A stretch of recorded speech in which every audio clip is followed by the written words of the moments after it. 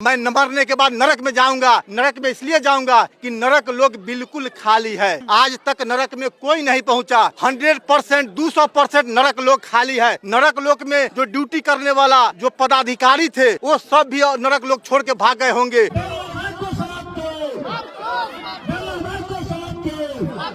अगर बाल में छुटका है तो मैं कहता हूं कि पूरे शरीर में बाल है, केवल माथा के बाल क्यों छिलाता है? पूरे शरीर का बाल क्यों नहीं छिलाते हैं? 22 तारीख के जो प्राण प्रतिष्ठा हो रहा है वो 3% ठगवा गैंग का एटीएम बैठ रहा है। वो 97% के लोग उसमें सिर्फ इन्वेस्ट करेंगे, जमा करेंगे और 3% के ठगवा गैंग उससे निकासी करेगा। उसका एक व्यापार बहुत बड़ा बैंक वहाँ स्थापित हो रहा है। खीर खाने से कोई पैदा नहीं हो सकता, क्योंकि खीर का किसी औरत के गर्भाशय से कोई संबंध नहीं है, क्योंकि किसी भी फीमेल का गर्भाशय रिजर्व पार्ट होता है, वह केवल फीमेल एक्सेप्टेंस के लिए। किसी भी वस्तु का औरत के गर्भाशय से क्या रिलेशन है? कैसे सीमेन फॉर्म करेगा? और सीमेन फॉर्म नहीं करेगा तो आदमी कैसे पैदा हो जाएगा? इसलिए बुद्ध की भूमि को कब्जा करना था। बीच में बाबर वाला फंटा लाया और बुद्ध की भूमि को छीन लिया। ये बुद्ध की भूमि के छीनने के लिए मुसलमान बाबर का फंटा लाया, जबकि जब जानता है कि बाबर बुद्ध के बहुत बाद आया तो ये मुसलमान की बात, बाबर की बात नहीं करता तो राम जन्मभूमि नहीं छीनाता और हमारे लोग कंसस हो जाते कि ये तो बुद्ध की भूमि है। प्रकृति ने पत्थर को निर्जीव माना कि पत्थर ये निर्जीव है, लेकिन इस देश के कुछ लोग उस पत्थर में प्राण प्रतिष्ठा डाल रहे हैं, प्राण ला रहे हैं। तो अगर उस पत्थर में अगर प्राण लाया जा सकता है तो फिर हमारी माता जो बासमती देवी जी और दिवंगत जो रामेश्वर राय मरे हैं, अगर इस तरह की व्यवस्था होती तो पाखंडियों को बुला करके हम भी प्राण प्रतिष्ठा करा करके इनको हम जीवित कर सकते थे। लेकिन पाखंडियों ने ऐसी व्यवस्था नहीं किया। ये हमारे समाज को, बहुजन समाज को, खास करके SC ST OBC जो बहुजन समाज है, इस बहुजन समाज को ठगने का काम करता है। स्वर्ग और नरक का भय दिखाता है और स्वर्ग और नरक का भय दिखा के हमारे समाज का फुल्ली और शोषण करता है। कि जो हमको एक चपरासी के कुर्सी पर बैठने देना नहीं चाहता वो हमको स्वर्ग में भेजेगा? मैं कहता हूँ कि वो हमको 5 कट्ठा जमीन अभी लिख दे, हम स्वर्ग में जाने के बाद उनको 1 बीघा जमीन हम लिख देंगे। ये मेरा मांग है उनसे, ठगवा गैंग से, कि हमको इस जीवन में 5 कट्ठा जमीन लिख दे। मैं मरने के बाद जब स्वर्ग में जाऊंगा तो स्वर्ग में उनको हम 1 बीघा जमीन लिख दूंगा। पूजा पाठ कीजिए, दान पुण्य कीजिए, गंगा नहाइए, जग होमन कीजिए तो आप स्वर्ग में चल जाइएगा। उस ठगवा गैंग से मेरा सवाल है, स्वर्ग का चौहद्दी वो अब तक नहीं बताया। स्वर्ग कहाँ है? स्वर्ग का पता कोई नहीं बताया। स्वर्ग में जिंदा जा नहीं सकता है और मुर्दा बता नहीं सकता है, तो फिर स्वर्ग का पता किसने बताया? स्वर्ग कहाँ है? मंगल ग्रह पर चांद तक इंसान चला गया, लेकिन स्वर्ग का अभी तक पता नहीं चला। और स्वर्ग वास्तव में कहीं होता तो हमारे देश का जो विज्ञान है इतना विकसित है कि स्वर्ग का भी खोज कर लेता। मिट्टी के बर्तन में जो खाना रखवा करके पीपल के पेड़ के पास जो रखवाते हैं, वहाँ खाने वाला कौन होता है? वहाँ खाने वाला कुत्ता और बिलाई या चिड़िया खाता है। यानी कि हमारे पूर्वज को बताता है कि देखो तुम्हारा पूर्वज कुत्ता में जन्म ले लिया है, देखो तुम्हारा पूर्वज बिल्ली में जन्म ले लिया। उस संस्कार के माध्यम से हमारे पूर्वजों को अपमान ही अपमान करवाता है। नमस्कार, मैं हूं जयप्रकाश और आप देख रहे हैं समता भारत टीवी। इस वक्त वैशाली जिले के भगवानपुर में है और आज यहाँ पर मूल निवासी सांस्कृतिक मंच के तत्वाधान में एक शोक सभा का आयोजन किया गया। जैसा आप देख सकते हैं वहाँ पर पोस्टर में भारतीय मूल निवासी सांस्कृतिक मंच के तत्वाधान में श्रद्धांजलि दिवंगत बासमती देवी जिनका निधन हुआ था, उन्हीं के निधन के पश्चात आज 16 जनवरी 2024 को शोक सभा मनाया जा रहा है, जहाँ पर तमाम बहुजन समाज के लोग इकट्ठा हुए हैं और बहुजन संस्कृति के अनुसार इस कार्यक्रम को संपन्न किया गया है। तो चलिए यहाँ पर उपस्थित लोगों से बातचीत करते हैं और जानने का प्रयास करते हैं कि जो इस तरीके का कार्यक्रम हो रहा है लगातार, ऐसा ये क्यों हो रहा है। क्या नाम है सर आपका? लाल बाबू राय। जिनका निधन हुआ था वो क्या लगती थी आपकी? माता जी। आप मूल निवासी सांस्कृतिक मंच के तत्वाधान में जो ये बहुजन संस्कृति के अनुसार शोक सभा कर रहे हैं, ऐसा क्यों कर रहे हैं? ऐसा कर रहे हैं, पाखंड से हम लोग के दूर रहना है। दूर रहने के लिए इससे पहले बहुतों सा कार्यक्रम मैंने अपने दरवाजे पर कराया हूँ।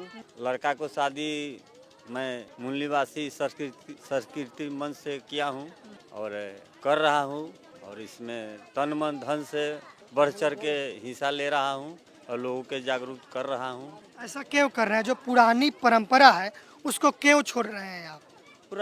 पुरानी परंपरा गुलामी के तौर पर है, दोहरी गुलामी के तौर पर है और बहुत पहले हम लोग के लगा। इस कारण से मैं अपना 85% एकत्रित हो रहा हूँ और प्रयास में तत्पर रहता हूँ। आपको इस व्यवस्था में आने पर क्या लाभ हो रहा है? मूल निवासी सांस्कृतिक मंच, मूल निवासी संस्कृति मंच में आने से हमको शांति, सर्वप्रथम शांति मिल रहा है और किसी तरह के भय भड़क का नहीं मिल रहा है और मैं बहुत अच्छे से प्रगति में चल रहा हूँ। और पहले क्या आपको डर लगता था, भ्रम था, क्या था? वो मानववादी डराते थे, यह है वो है, डर पैदा करके, मानववादी का तो काम है डर पैदा करके भ्रमित करना, लोगों के गुलामी में घसीट कर रखले रहने का सबका तरीका है। तो एक जो परंपरा है कि मरने के बाद पिंड दान होता है ताकि जो मृतक होते हैं उनके आत्मा को शांति मिलता है, वो भटकते नहीं है। तो आपने तो ऐसा कुछ नहीं करवाया यहाँ पे, मैंने तो जो आपकी माता जी है उनका आत्मा तो भटकेगा। मैंने अपना माताजी के जिंदगी में सेवा किया हूँ, और जिंदगी में कष्ट होता है, अभी मैं ऊँग ढोंग करता तो वो बहुत बुरा होता है। तो ये प्रेरणा कहाँ से मिला कि आपको ढोंग ढकोसला को छोड़ देना? कहाँ से प्रेरणा सीखे आप? हमें संविधान से मिला। संविधान से गौतम बुद्ध के प्रति, महामानव गौतम बुद्ध के विचारों को मैंने अपनाया, सोचा समझा। उसी वक्त से मैंने ब्राह्मणवाद को खिलाफ लड़ाई लड़ने लगा, चलने लगा, करने लगा। कोई डर नहीं लग रहा है आपको? कोई डर कुछ नहीं। अनहोनी हो मैं माताजी को कोई कौरा, कोई कुछ नहीं कर रहा हूँ। 10 दिन तक आप उतरी नहीं पहने हैं जो सफेद कपड़ा होता है? बिल्कुल पहनकर- नहीं। मैं पैजामा कुर्ता पहना हूँ। जो अभी आप भी कपड़ा पैजामा, पहनते वैसे ही पहनते अभी पैजामा कुर्ता अभी पहरे हुए हैं। हैं। वो परंपरा आप नहीं निभाए हैं। वो परंपरा मैं रूढ़िवाद को नहीं निभाया हूँ। मैं संस्कृति मंच मूल निवासी के परंपरा से चला हूँ। शादी ब्याह भी ऐसे ही करवाते हैं आप? शादी ब्याह बिल्कुल मैं अपने लड़का को किया हूँ। किसी ब्राह्मण को नहीं बुलाया? किसी ब्राह्मण को नहीं बुलाया हूँ। तो कोई घाटा वाटा हुआ है क्या ब्राह्मण को नहीं नहीं, बुलाने उससे हमको फायदा है, आगे बढ़ रहे हैं, बहुत अच्छा है। परिवार में मिलजुल के है, परिवार सब फरी फूल रहा है। हुए आपके कराएंगे। समाज के लोग हैं सपोर्ट में, विरोध नहीं ना झेलना पड़ा आपको? समाज के लोग हमको विरोध में रहते थे, इतना समाज हमको जितना सपोर्ट मिल रहा है। सपोर्ट पूरी मिल रहा है। मूल निवासी सांस्कृतिक मंच के प्रदेश प्रबोधक दिलीप यादव जी हैं, कार्यक्रम को संबोधित कर रहे थे। पूरे कार्यक्रम का आयोजन इन्होंने करवाया है और लगातार ये पूरे एरिया में बदलाव पर जोर दे रहे हैं और कार्यक्रम को कर रहे हैं। इनसे बात करते हैं। तो मूल निवासी सांस्कृतिक मंच इतना तेजी से कार्यक्रम कर रहा है, क्या कहना चाहेंगे? सपोर्ट मिल रहा है? ये भारतीय मूल्यवासी सांस्कृतिक मंच जो हमारे महापुरुष है, महा तथागत बुद्ध साहेब, कबीर, संत रविदास, संत गाडगे, राष्ट्रपिता ज्योतिबा फूले, राष्ट्रमाता सावित्रीबाई फूले, पेरियार रामा स्वामी नायकर, ललित सिंह यादव, देश रत्न संविधान निर्माता डॉक्टर बाबा साहब भीमराव अम्बेडकर, शहीद जगदेव बाबू का ये विचारधारा है। और इस विचारधारा के तहत लगातार लगभग 12-13 वर्षों से इस कीरतपुर राजा राम में भारतीय मूल्यवासी सांस्कृतिक मंच के तहत कार्यक्रम हो रहा है। सबसे पहले मैं आपको बता दूं, भारतीय मूल्यवासी सांस्कृतिक मंच के द्वारा पूरे भारत में ये पहला गांव है कीरतपुर राजा राम, जहां साल में सैकड़ों कार्यक्रम यहाँ पर होता है। सैकड़ों होता है। गृह प्रवेश, न्यू डालना, शादी विवाह, श्रद्धांजलि, नामाकरण, कोई भी कार्यक्रम हो तो हमारे कीरतपुर राजा राम में यहाँ पर होता है और कहीं किसी से जो है कोई विरोध नहीं है। ये जहाँ तक श्रद्धांजलि सभा का, तो श्रद्धांजलि सभा में कीरतपुर राजा राम में खास करके लोग ये मानते हैं, मानवतावादी विचारधारा को, ये तार्किक और वैज्ञानिक विचारधारा को ये मानते हैं कि ये प्रकृति ने पत्थल को निर्जीव माना। प्रकृति ने पत्थल को निर्जीव माना कि पत्थल ये निर्जीव है, लेकिन इस देश के कुछ लोग उस पत्थर में प्राण प्रतिष्ठा डाल रहे हैं, प्राण ला रहे हैं। तो अगर उस प्रतिष्ठा, अगर उस पत्थर में अगर प्राण लाया जा सकता है तो फिर हमारी माता जो बासमती देवी जी और दिवंगत जो रामेश्वर राय मरे हैं, अगर इस तरह की व्यवस्था होती तो पाखंडियों को बुला करके हम भी प्राण प्रतिष्ठा करा करके इनको हम जीवित कर सकते थे। लेकिन पाखंडियों ने ऐसी व्यवस्था नहीं किया।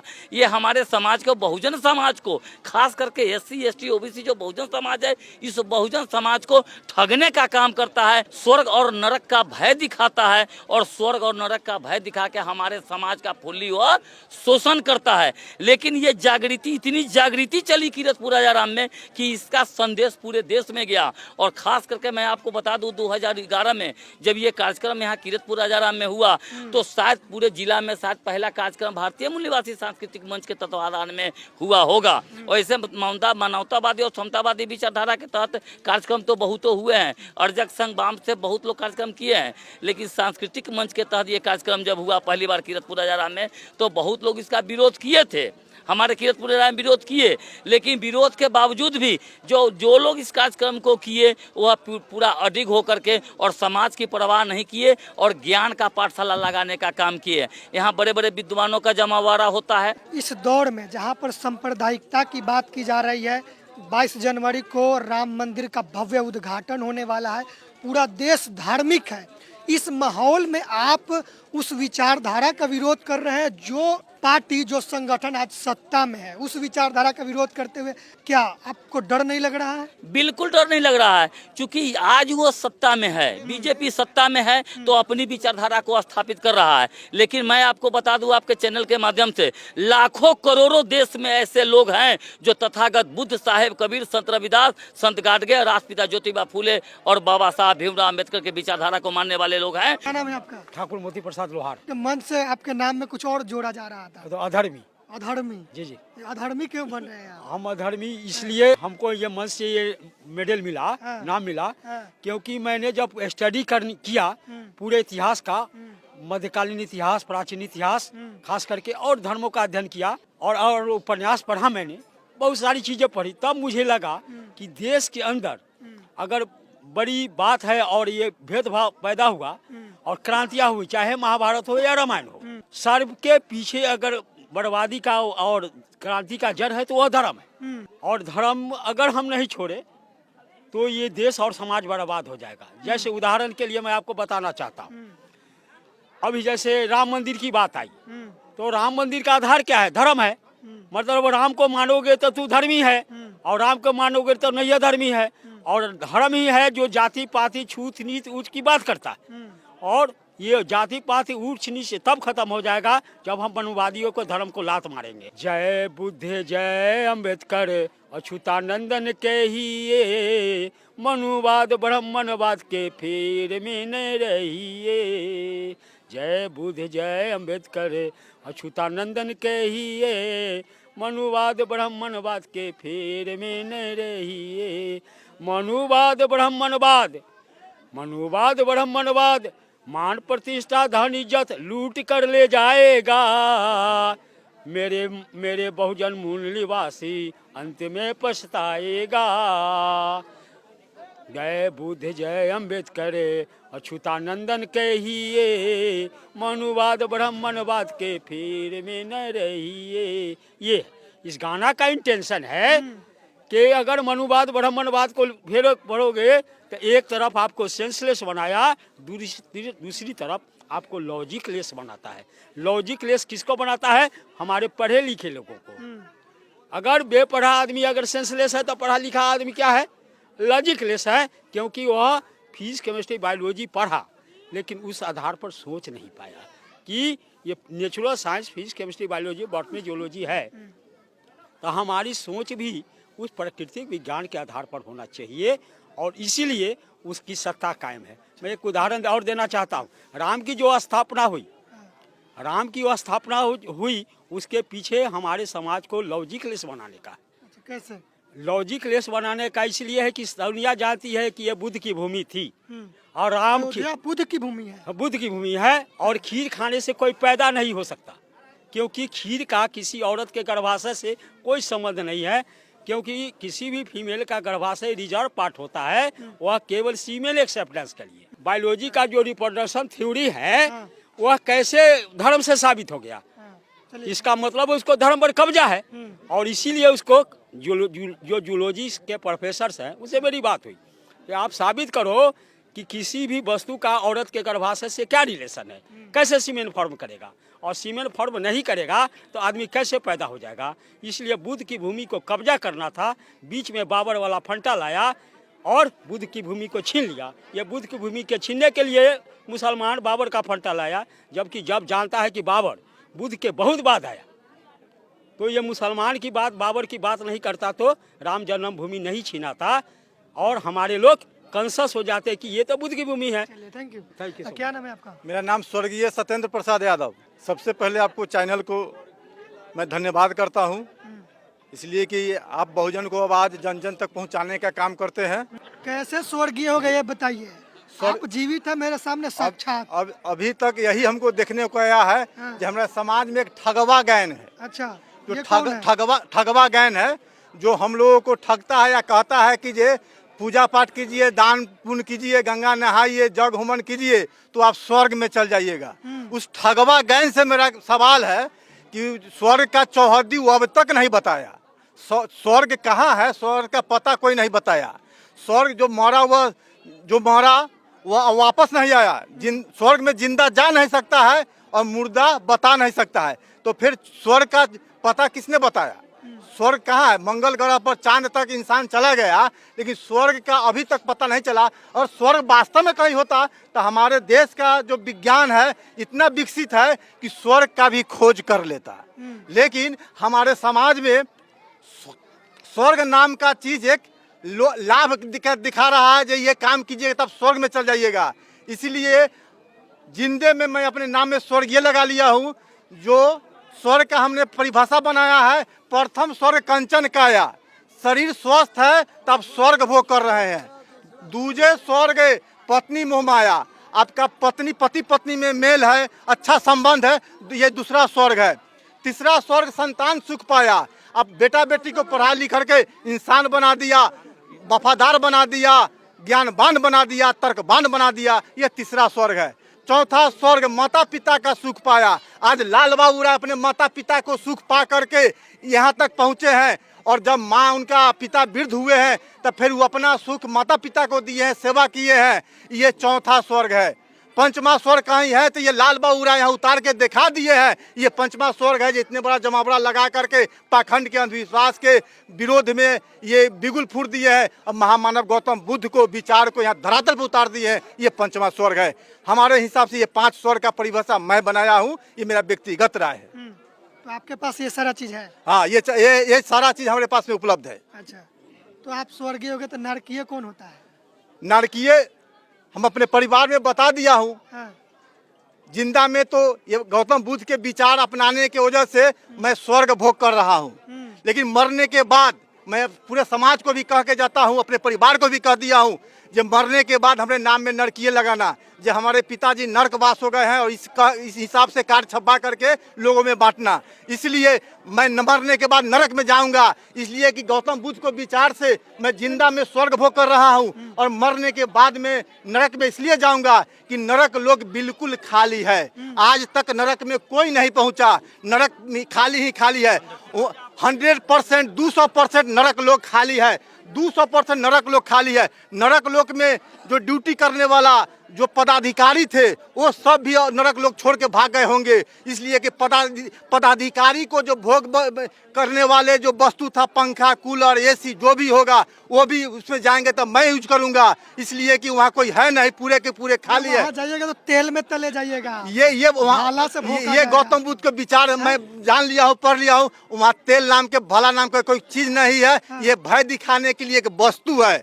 इसलिए मैं ठगवा गैंग के ये मैं चैलेंज करता हूँ, ये स्वर्ग नरक कहीं होता नहीं है, और जब जिंदा मैं स्वर्ग भोग करता हूँ तब मरने के बाद में भी मैं स्वर्ग भोग करूँगा। और ये एक अयोध्या में 22 तारीख के जो प्राण प्रतिष्ठा हो रहा है, वो 3% ठगवा गैंग का ATM बैठ रहा है, वो 97% के लोग उसमें सिर्फ इन्वेस्ट करेंगे, जमा करेंगे, और 3% के ठगवा गैंग उससे निकासी करेगा। उसका एक व्यापार बहुत बड़ा बैंक वहाँ स्थापित हो रहा है। 22 जनवरी हम लोग के लिए, बहुजन के लिए कला दिवस के रूप में हम लोग मनाएंगे। मेरा नाम सुभाष चंद्र यादव है। जिस तरीके का कार्यक्रम यहाँ हो रहा है, आप मूल निवासी सांस्कृतिक मंच के प्रदेश उपाध्यक्ष हैं, क्या कुछ कहना चाहेंगे? लगातार बदलाव हो रहा है। जी हाँ, बिल्कुल बदलाव हो रहा है, और लगातार हमारे संगठन के द्वारा और हम लोगों के द्वारा लगातार अपने समाज में जन जागृति के कार्यक्रम कर रहे हैं हम लोग, और अंधविश्वास और पाखंड से अपने समाज को दूर करने का हम लोग यथासंभव प्रयास कर रहे हैं। हमको लगता है जो 30 दिन में 25 दिन तो हम लोग लगातार कार्यक्रम में जाते ही हैं। जो आप कार्यक्रम करवाते हैं इसमें पिंडदान, किसी भी प्रकार का पाखंड नहीं करवाते हैं, तो जो समाज में धारणा है कि पिंडदान नहीं करेंगे तो आत्मा भटकने लगेगा, जो मृतक है उनको शांति नहीं मिलेगा, तो इस डर को कैसे आप समझाना चाहेंगे अपने लोगों को? ऐसा कुछ नहीं है, चूंकि इस गांव में हम सबसे पहले अपने दादी जी का श्रद्धांजलि सभा किया था 2014 में। उस समय प्रथम कार्यक्रम मेरा हुआ था, लेकिन हमको आज तक कभी हमको दादी जी सपना में भी नहीं आई। क्यों नहीं आए?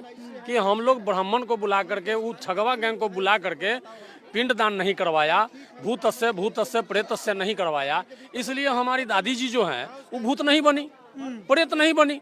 और जो अपने पूर्वज के श्राद्ध के नाम पर मनुवादियों को, ठगवा गैंग को बुला करके पिंडदान कराएंगे तो उनका भूतस्य प्रेतस्य करेंगे ठगवा गए, तो निश्चित रूप से उनके जो पूर्वज हैं वो भूत प्रेत बनेंगे। कभी पीपल पर से कूदेंगे, कभी खजूर पर से कूदेंगे, कभी तार पर से कूदेंगे। लेकिन हमारे साथ हम रिसर्च चूंकि हम किए हैं, हम दूसरे की बात नहीं करते हैं। हम 14 में दादी का श्रद्धांजलि सभा किया, पिछले साल 22 में अपनी माता जी का श्रद्धांजलि सभा किया। आज तक न अभी तक हमको न माता जी कभी सपना में आए और न कभी दादी जी सपना में आए, तो मैं कैसे मानूंगा कि भूत और प्रेत होता है। स्वर्ग नरक का भी डर होता है, इसको कैसे एक्सप्लेन करेंगे आप? स्वर्ग नरक है नहीं, स्वर्ग नरक नाम का चीज जो है ठगने का और बेवकूफ बनाने का एक जरिया है। अगर कहीं स्वर्ग होता तो वो ठगवा गैंग सबसे अगला लाइन में खड़ा होता कि नहीं हम पहले स्वर्ग में जाएंगे। ऐसा क्यों? वो चूंकि उनको यहाँ पर जो भी सुविधाएं हैं, सरकारी सुविधाएं हैं, सारे उच्च स्तर पर, सारे जो प्रथम स्थान जो होता है पदाधिकारी को, कर्मचारी का, चाहे जो भी कहते हैं IAS अफसर हो, जज कलेक्टर हो, जो भी हो, उस सबसे प्रथम स्थान पर रहने का प्रयास करते हैं और रहते भी हैं। उसी प्रकार अगर कहीं स्वर्ग होता तो वो भी स्वर्ग में भी प्रथम स्थान में जाने का प्रयास करते। और हम लोग को जो है, हम लोग को इसलिए स्वर्ग में नहीं भेजते कि हमको तो अपने बराबरी में बैठने देने का प्रयास नहीं कर दिया। और बराबरी में जब बैठने का अधिकार हमको मिला मंडल कमीशन के द्वारा, तो सबसे पहले देह में आग लगाने वाला कौन था, सड़क जाम करने वाला कौन था, रेल का पटरी उखाड़ने वाला कौन था। तो आप सोच सकते हैं कि जो हमको एक चपरासी के कुर्सी पर बैठने देना नहीं चाहता वो हमको स्वर्ग में भेजेगा। अगर स्वर्ग में भेजेगा, वो कहता है कि नहीं आप इस जन्म में अच्छा कर्तव्य करिएगा ना, तो आप मरने के बाद स्वर्ग में जाइएगा। मैं कहता हूं कि वो हमको 5 कट्ठा जमीन अभी लिख दे, हम स्वर्ग में जाने के बाद उनको 1 बीघा जमीन हम लिख देंगे।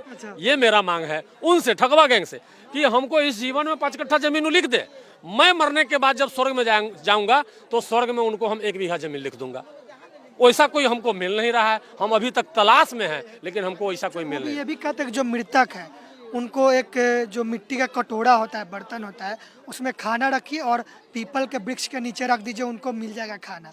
तो इसको कैसे एक्सप्लेन कीजिए? देखिए वो जो है हम पहले भी बता चुके हैं, आज भी मैं बता रहा हूं आपके चैनल के माध्यम से, अपने 90% समाज को बताना चाहता हूं कि वो जो मिट्टी के बर्तन में जो खाना रखवा करके पीपल के पेड़ के पास जो रखवाते हैं, वहाँ खाने वाला कौन होता है?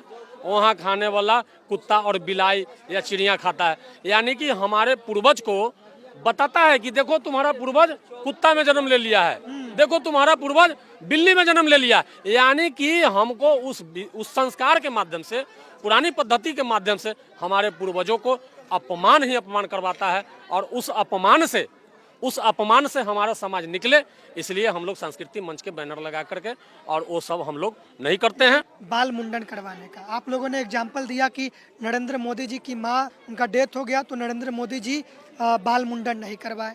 रवीश कुमार जो जाने माने पत्रकार है, उनके माँ का निधन हो गया, वो भी बाल मुंडन नहीं करवाए। लेकिन जो गाँव की परंपरा है, जो समाज की परंपरा है, उनका मानना है कि अगर बाल मुंडन नहीं करवाते हैं तो बाल में अनटचेबिलिटी रह जाता है। तो इसको कैसे आप देखते हैं, कैसे आप कहना चाहेंगे? देखिए, बाल मुंडन का मतलब होता है, मंच से भी हमारे पूर्व के साथी कुछ बता के गए हैं कि बाल मुंडन का मतलब होता है बेवकूफ बना देना। यानी कि माथा छील दिए, तो माथा छीलने का मतलब है हम बेवकूफ बना रहे हैं। अगर बाल में छुटका है तो मैं कहता हूं कि पूरे शरीर में बाल है, केवल माथा के बाल क्यों छिलाता है? अगर बाल छिलवाना है, जिनको छुटका से डर है, जो लगता है कि नहीं हम बाल नहीं छिलाएंगे तो हमको छुटका रह जाएगा, पूरे शरीर में उनको बाल है, बिना बाल के कोई अंग उनके पास नहीं है, तो फिर पूरे शरीर का बाल क्यों नहीं छिलाते हैं? इसलिए हमारे समाज को बाल के नाम पर हमारे बुद्ध संस्कृति को समाप्त करने के लिए, महामानव गौतम बुद्ध के संस्कृति को समाप्त करने के लिए एक बाल मुड़ाने का परंपरा थोप दिया, जो हमारे लोग नासमझी में जानकारी के अभाव में आज भी बाल अपना छिला लेते हैं। लेकिन मैं उनसे आग्रह करना चाहता हूं कि बाल नहीं मुड़ाइएगा, कोई दिक्कत नहीं है। मैं अपने माताजी का श्रद्धांजलि सभा पिछले साल किया, मैं बाल नहीं छिलाया। हमको किसी भी प्रकार के आज तक कोई दिक्कत नहीं है। आप अपने परंपरा को पुराना मानते हैं कि उनके परंपरा को पुराना मानते हैं? कौन पुराना है? जी नहीं, ये हमारा जो पद्धति जो आप देख रहे हैं, भारतीय संस्कृति भारतीय मूल निवासी सांस्कृतिक मंच, ये हमारा हजारों वर्ष पूर्व का परंपरा है। हाँ। हजारों वर्ष पूर्व की परंपरा है। धर्म परिवर्तन तो नहीं करवा रहे जी हैं? नहीं, हम लोग धर्म परिवर्तन, हम घर वापसी करवा रहे हैं। घर वापसी जी हाँ, हम लोग अपने समाज को अपनी पुरानी पद्धति में लौटा करके घर वापसी कराना चाहते हैं, और घर वापसी कराने में बहुत ज्यादा हम लोग सफल भी हो रहे हैं। अरे हमारा बुद्ध का जो संस्कृति था, बुद्ध का संस्कृति पाली भाषा से चला था, और पाली भाषा को उन्होंने संस्कृत में संस्कारित कर दिया, और संस्कारित कर दिया। और हमारे लोग को लगता है कि न संस्कृत है वो, लेकिन वो पाली भाषा को चुराया हुआ शब्द संस्कृत भाषा। इसलिए हमारा जो संस्कृति है, ये भारतीय मूल निवासी संस्कृति मंच, ये हमारा वर्षों मतलब कि न जाने हजारों पीढ़ी पहले का परंपरा है। ये नया परंपरा नहीं। मृत्यु भोज का समर्थन करता है क्या मूल जी निवासी नहीं, सांस्कृतिक मृत्यु भोज का समर्थन सांस्कृतिक मंच नहीं करता है।